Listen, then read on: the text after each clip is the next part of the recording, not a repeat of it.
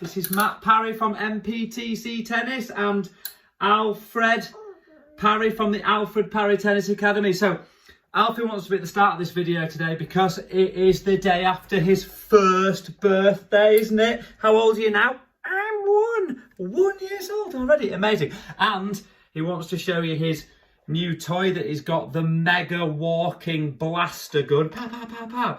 Slight problem. Dad bought it not realising that you actually need to be able to walk, and Alfie can't walk yet, so he just chucks it around. So my bad, but you love it, don't you, mate? Love it? Hey? So we're going to pass Alfred back to Mummy with the blaster gun. Thank you. Thank you. Okay. The topic of today is going to be drop shots. Absolute must in your tennis game.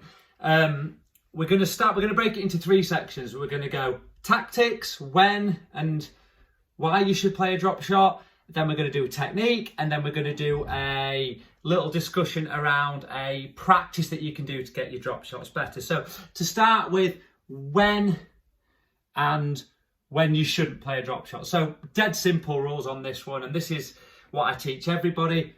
Do not play a drop shot when you are behind the baseline. I don't think there's an exception to that rule. If you are contacting the ball behind the baseline, don't play it. When should you play a drop shot? When you are inside the baseline, 100%, when you're stepping in and your weight's forward, and when you have got your opponent in a tricky position. You don't want your opponent on the service line and you're trying to drop that shot them, because they'll get it, and it doesn't matter who they are if they're that close. So you need to have the player either deep or off to the side to pick that drop shot. Never ever play off high balls. If you're inside the court and the ball bounces high, you don't want to play that drop shot off that ball, because you've then got to hit the ball high. Off that high, it floats upwards and it bounces high. There's a slight exception to that rule. Again, if the ball bounces really short and high and that opponent is miles off the court, you might risk it then. But if the ball bounces really high, you wouldn't bother. The other one is one that probably a lot of people don't know, and it's a rule that I teach all my top juniors, but this is for any level. Don't play a drop shot off a slice. Play a drop shot off a normal ball that comes to you, normal topspin ball or a flat ball, because they're the easy balls to play them off. If you've got a low skiddy slice or a high floaty slice, you don't want to bother with those ones. So they're the main reasons when you should and when you shouldn't play drop shots. Okay, then the next part of this is technique. So dead simple on this one as well. Never play off the back foot. Never lean back on a drop shot. You should always be stepping forwards onto your front foot and be inside the court.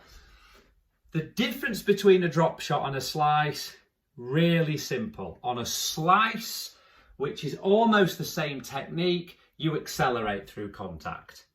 On a drop shot, you decelerate. It is one of the only shots in tennis, along with a volley, that you do not speed up as you contact the ball. You will slow down through contact. So as you are coming through, you will still follow through, but you will not speed up. You will slow down. A myth for drop shots is that you don't swing through. You don't have a follow through. That's wrong. You'll see people out there going, heavy jump off the ball. No, it's too easy to read, and it leads to a jerky shot. You need to swing through like you would on a slice forehand or a backhand. So if I was hitting my slice and my drop shot, I'm still decelerating, but I'm still following through like a normal slice, but obviously I am decelerating as I follow through. Couple of simple ways that I teach the drop shot to get people to get that feeling is forehand, lead with the palm, so your palm will lead the shot. Backhand, knuckles lead the shot. So they're the most basic elements of the forehand and the backhand drop shot. Then there's a big part of this which is not talked about often, but is hugely important. It's disguise.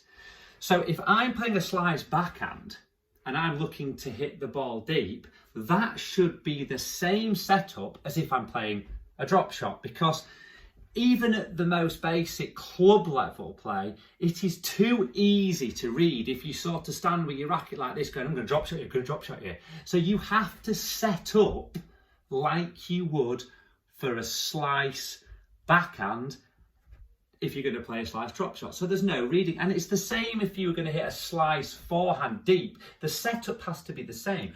And if you're really, really good, and this is not for high level players, if you have that ability to line up a normal forehand and then switch that grip into chopper and slice, even better, because that person down there, as they watch you set up, they will think it's a topspin and you then can slice. Obviously, it's a lot easier on the backhand side because people hit a lot of slice backhand. So you're not going to line a two-handed backhand up and then drop shot. You could do, and you'll see Andy Murray do that shot, but at a club level, just line up your normal slice, but make sure you learn how to drop shot off that slice technique.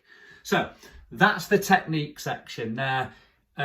If I was going to pick one of those out that's the most important, decelerate through the contact point. So you don't accelerate through, you decelerate. And we see loads of those really risky, wristy underspin drop shots.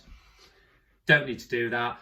Doesn't need to be that adventurous. Your aim is to just get that ball to have a little bit of backspin on. You're going to obviously open that racket face a little bit more than you would a standard slice to create a bit of backspin. One bonus tip, and this is a really good one, and it's something that I've used quite effectively in my tennis, is when you're doing a drop shot, it doesn't need to be that short. So if you try to do a worldie, you know, you're trying to get that ball to land an inch from the net with backspin, you have to hit the ball high. You have to hit the ball high in there. And actually, as an opponent, they're quite easy to get back those balls. You see that ball flying high in the air because they've had to put so much wrist and so much spin that you've got all the time in the world to get to those balls. They may be really short, but you've got time. The best drop shots you play don't have to be short. They just have to be low over the net. You don't have to give them high. They have to look like a slice, a forehand or a backhand slice, but they've got to be shorter. And often you can get away with it just inside the service line as long as it's disguised well and it looks like a slice. Okay, so a lot to take in on all of that with the technique and the tactics. So probably best to re-watch this video. And there's probably loads of stuff I've missed out of these because it is quite an advanced tennis shot. So final part of this video, practice. So a simple drill that works brilliantly to practice your drop shot is put a player on the service line that can only hit topspin.